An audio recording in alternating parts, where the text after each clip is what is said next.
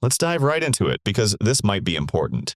Number 8. The Swiss family vandalism. 2023 was a wild year for the Roman Colosseum. After being shut down for a few years during the pandemic, it reopened to a wave of tourists who apparently forgot how to behave around ancient ruins. And some couldn't resist the urge to carve their initials into 2,000-year-old stone walls. This happened multiple times in 2023. But the weirdest case? A 17-year-old Swiss girl. And the most shocking part? It wasn't her friends filming her, it was her parents. Yep, grown adults, filming their daughter like she was carving her name into a desk. A tour guide caught them in the act and called them out. But instead of being ashamed, the Swiss family got angry at the tour guide for interrupting their little heritage destruction field trip. Police were called and fined the family. Because the girl was a minor, court records were sealed, but the family still faced fines of up to 15,000 euros. Because nothing says family vacation like international vandalism filmed in 4K, the Colosseum might not be able to defend itself against dumb tourists. But in the next case, the tourists ended up running for their lives. Number 7. Kindly stay in the vehicle. India attracts all kinds of tourists, curry lovers, spiritual seekers, and city people with no survival instinct. The Bandipur National Park is a drive-through zoo. Visitors can drive along a path, safely viewing the wildlife from the safety of their car. But that posed a problem for two dudes who wanted the ultimate selfie. In complete defiance of the park rules and common sense, the two men exited their car to take a selfie with an elephant. But instead of posing with the men, the elephant was startled and angry. The elephant charged straight at them, trumpeting, stomping, and sending them sprinting faster than they've ever ran. The two men luckily survived the incident without injuries, as elephant attacks can be deadly, which serves as a nice reminder to all tourists. If your vacation photo requires stepping in front of a wild elephant, maybe you shouldn't be on vacation. At the very least, make sure you can outrun a chicken before trying to pose with an elephant. And if nearly getting flattened by an elephant wasn't enough, let's talk about the people who treat 1,000-year-old traditions like a TikTok prop. Number 6. Don't shake the tree. Each spring, Tokyo's parks transform into seas of pink and white, attracting locals and tourists to take reflective walks beneath the cherry blossoms. It's a cherished tradition that's existed for over 1,000 years. Cherry blossoms mark a moment of beauty that fades quickly, a symbol of life's fleeting nature and the importance of appreciating it. For locals, it's a moment of reflection. For tourists, it's a prop. Every year without fail, tourists can be found shaking cherry trees to create a falling flower effect. This probably doesn't damage the tree, but is seen as deeply disrespectful, because instead of quietly watching the petals fall, some jackwagon shakes them loose for likes. But don't get too angry yet, because it gets way dumber. Tourists have now started using the trees as gym equipment, a trend started by a local influencer known as Tokyo Sims. Naturally, his followers started copying it, because nothing inspires imitation quite like public disrespect wrapped in a filter. If cherry blossoms symbolize how short life is, watching tourists destroy them proves the point. And just when you thought we'd hit peak bad tourist, divers in the Philippines said, "Hold my snorkel." Number 5. Don't write your name on that. The Philippines is home to some of the most biodiverse coral reefs on the planet. Stunning, vibrant, delicate, and apparently the perfect place to carve your name. In 2024, authorities in the province of Panglao discovered that several tourists had been scratching their names directly into living coral. Names like Mojak and Soyeon appeared carved into the reef, some even written in Korean characters.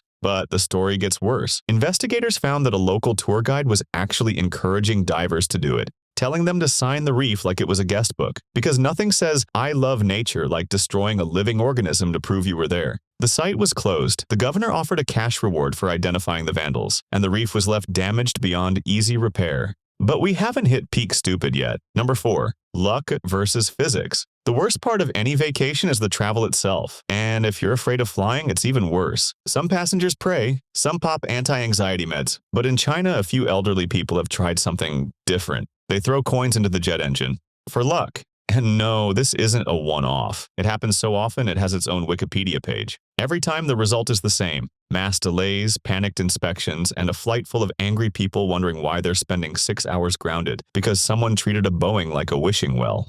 Fortunately, no one's gotten hurt, but the coin-tossing superstition got so out of hand that airlines had to launch full-blown public awareness campaigns, posters, safety videos, social media hashtags, because apparently some tourists need to be told, don't hurl loose change into the thing that keeps you 35,000 feet in the air. Tossing a coin into a jet engine doesn't buy you luck. It buys you a 6-hour delay and a lawsuit. Now let's talk about a tourist who didn't need a plane to get in trouble at 14,000 feet. Number 3. Failed office retreat. Not all tourists are seeking leisure. Some are just trying to survive a company-mandated team-building exercise. Such was the case for a group of co-workers who were forced by management to hike Mount Shavano in the Colorado Rockies, because nothing says professional development like group cardio at 14,000 feet. 15 of them set off, but only 14 of them returned. One guy, we'll call him Gary, fell behind on the final push to the summit. But don't worry, he had a plan. He marked his route with personal items to find his way back down. Gary took an alternate path to the summit, safely knowing his trail markers would guide him back to the main trail. But this was supposed to be a team-building exercise, and his coworkers wanted to help.